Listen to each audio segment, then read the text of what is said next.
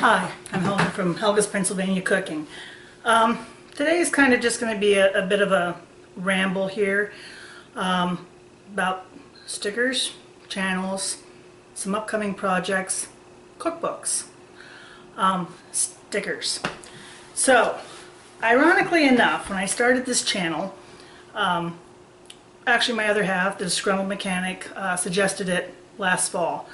And I wasn't really interested. I figured, oh, that YouTube thing, that's his thing. I'm busy enough with enough of other projects. I actually do some freelance articles for livestock magazines and work with a couple Morgan horse clubs that I publish newsletters for, and do I have a lot of other projects besides just this, and the farm and work and home and the garden, and yeah, there's never enough hours in a day.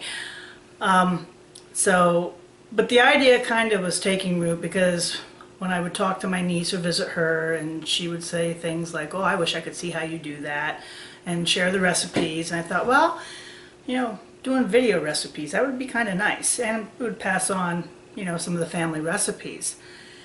And it started out a little bit as a joke, with me mentioning it elsewhere, and Steve Robb just kind of seized on that and pushed the envelope, because that's just the kind of guy he is. But I'm glad that he did, because it really motivated me to actually start it and do it. And I've met some really nice people along the way. I'm not big as far as subscribers or anything, and that's perfectly fine. I did it more for the family and for friends, but I've met some neat new friends. And there's a lot of really good channels out there that have a lot of neat stuff.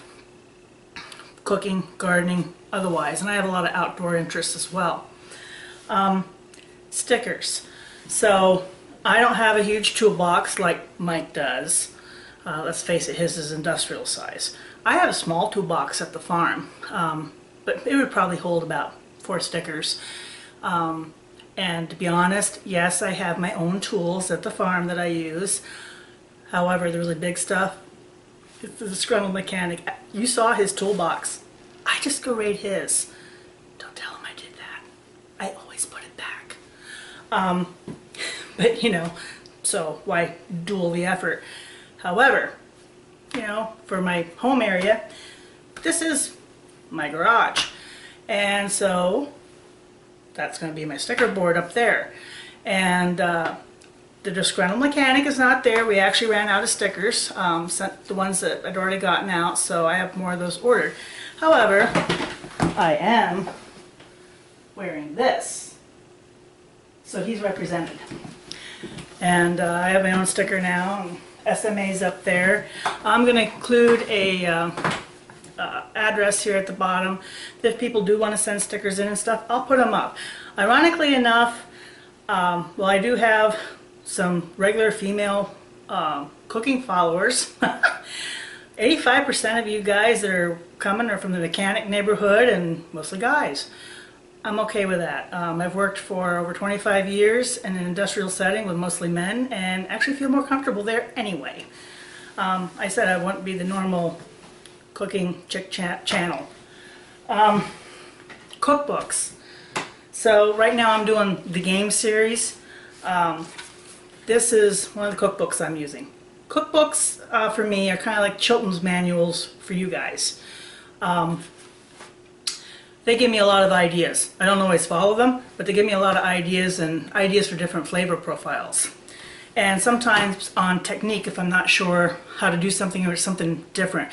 Basic scientific cooking principles always apply, and if you have those basic principles, you can do and cook anything. Sometimes execution for the more technical dishes takes more practice. But the cookbooks give me a good idea. And I have a real cookbook collection, and some of it is really cool. I love colonial and revolutionary period cooking, hence gotten into Dutch oven cooking and whatnot. And I have cookbooks from that period on, and I really like a lot of the older historical ones. I like the church cookbooks around here. They had so many good church suppers and good recipes from the grannies. This one on the game, I actually knew the author. She was actually in our neighborhood. She was actually really good friends with my parents, and I grew up knowing Pat. This is really good. This was actually then later published, I think, in Fur Fish and Game. And her recipes are solid.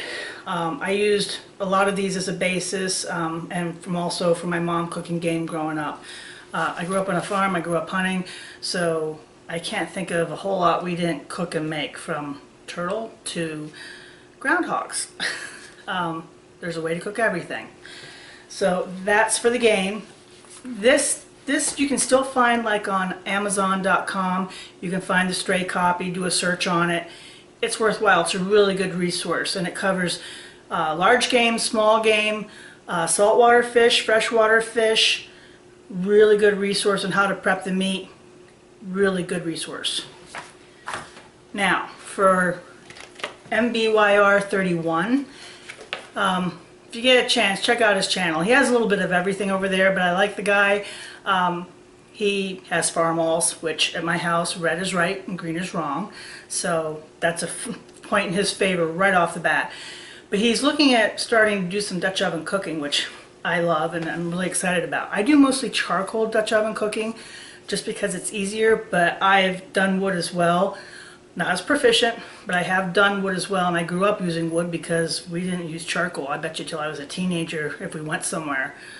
We did mostly home camping in the woods, and if we went hiking for the day or we were logging in the woods working, we'd build a fire, get it to the coals, and then we'd take potatoes and meat and vegetables, wrap it up in foil packets, bury it in the coals, and go about our business and come back later and you had a roast dinner.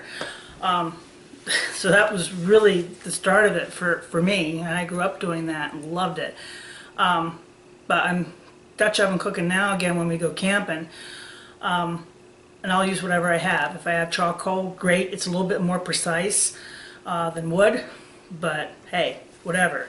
So for him and for anybody else that likes Dutch oven cooking, this is a great little book. She has a YouTube channel and is also on Facebook and has a website, and she has tutorial videos. Very good. She was a scout leader for years. She's a big outdoors person. She does a great job. And for him, there is a whole section on cooking with wood and kind of wood and how to set it up in your teepee fashion to get to the coals that you want and the whole 9 yards. So that's a really good resource. And I'll put links to these down in my feed below, along with the address if you want to send stickers or other stuff in so you can communicate. One of the old ones I have from local church, this was the country cookbook published by the Ladies' Aid Society of the Presbyterian Church of Ellisburg, Pennsylvania, 1950. I actually inherited this from Mike's aunt when she passed away. I love these. They have some really good old canning recipes in this. I also get them from elsewhere. This is the Derbyshire Farm Journal and Cookbook. It was actually from Temple, New Hampshire, quite a while ago, and it's also got some really good stuff. I have big ones and old ones, and here's another one. This one was from the Hillcrest Evangelical United Brethren Church from Detroit, Michigan. I actually picked this up out at an antique shop when I was out in Ohio. This also has some really neat stuff. I have several that are pure Amish cookbooks. Then the two others, I use these all the time. These have a lot of the coal region recipes more than PA Dutch. These are more coal region. So you're going to find a lot of the good stuff like pierogies and halushki and stuff like that in these. This is from the Queen of Peace preschool. The Catholic churches around here have the best picnics ever and the best food ever, hands down. And these recipes are great. I use quite a few of these myself. And then more on the PA Dutch side, this is actually the family cookbook of a friend of mine, actually a dairy farmer. And I use a lot of those recipes too. So some of the stuff that you see me use are variations on those, besides my family's recipes.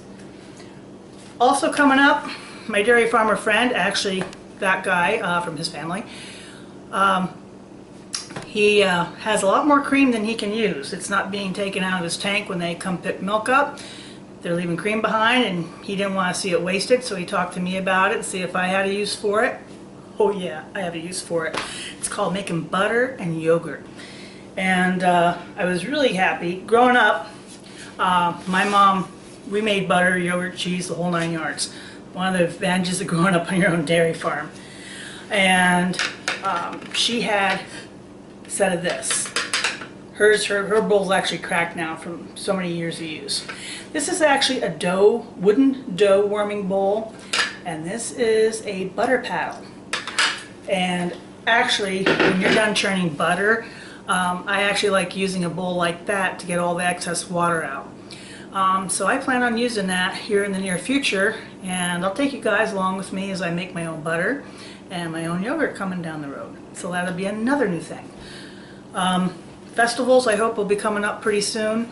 They've been going on, but I've been working, and unfortunately, as is the case with most of America, you know, you're understaffed, so you know, we do more with less.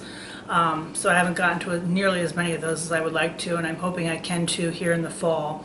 Although once the end of October comes, bow season comes in, most of my department will be out in bow season, and then rifle season, deer season, national holiday here in Pennsylvania. And pretty much I take my vacation before then, because then they want to all go out and hunt Bambi, which is fine, but I'll be living at work, you know, for a couple months at that point here in the fall. So we'll try and get some of these together before then. But just some stuff that's coming up, and I thought I'd talk over with you. So, hey, thanks for subscribing and checking things out. Check out that Steve Rob guy on YouTube. His channel goes over a lot of stuff, and I've been introduced to a lot of neat and varied interests thanks to him. So thanks, Steve.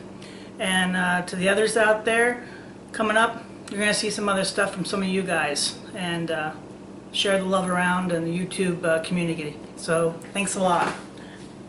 Bye.